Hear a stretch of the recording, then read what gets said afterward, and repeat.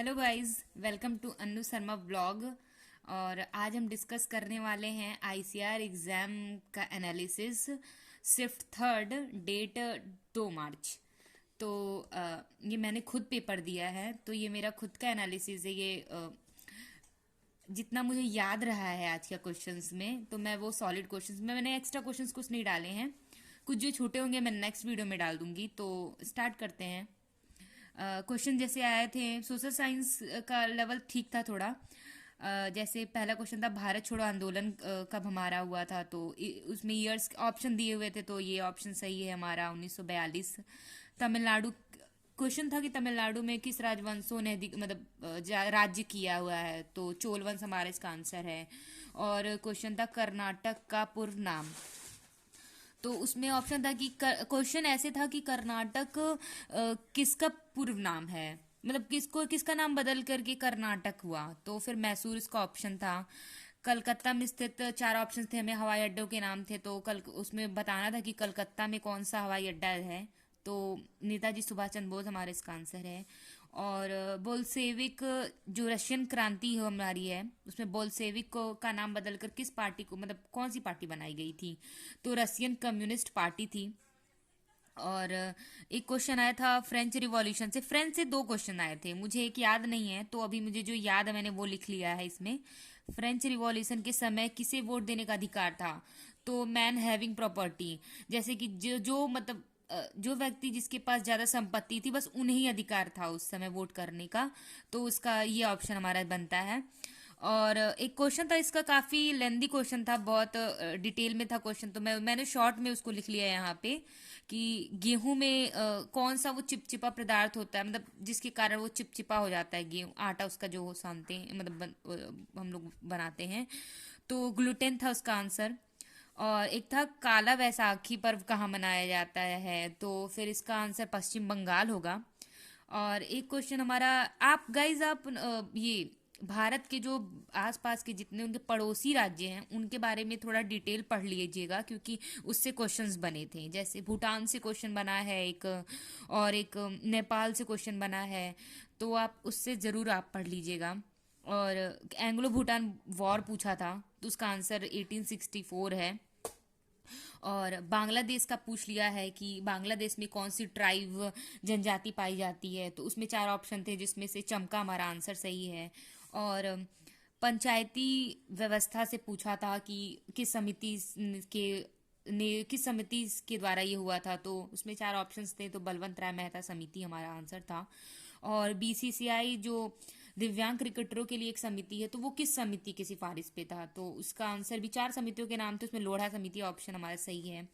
और chemical reactions पे तो बहुत काफ़ी तीन चार क्वेश्चंस मैंने देखे हैं केमिस्ट्री में, तो केमिस्ट्री आप लोग केमिकल रिएक्शंस थोड़ा देख के जाइएगा, जिसमें एक क्वेश्चन मुझे याद है अभी, तो उसमें था कि CaO और H2O था, ये किस प्रकार का रिएक्शन है, तो इसका आंसर कॉम्बिनेशन रिएक्शन है।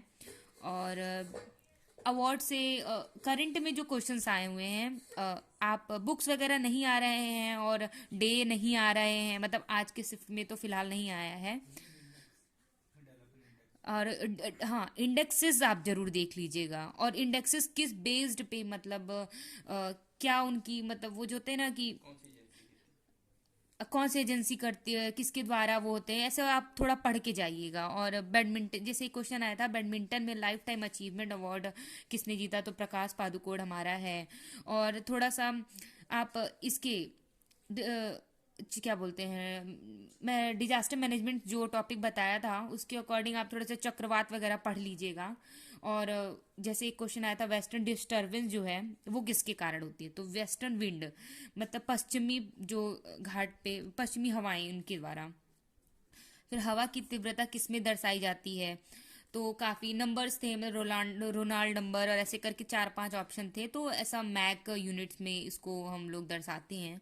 और अब एक क्वेश्चन था कोविड-19 फैलता है, तो इसका आंसर ड्रॉपलेट मेथड था।